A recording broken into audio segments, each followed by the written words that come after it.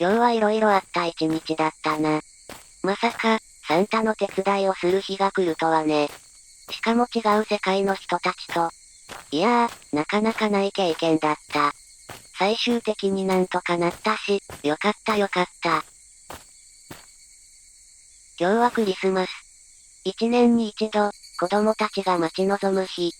楽しい楽しい、良いこの一日。この年にもなって、もらっちゃったよ。そんな楽しい日は一瞬で過ぎる。もうじき夜が来る。良いこの時間はもう終わりだ。そして、ここからは、悪いこの時間だ。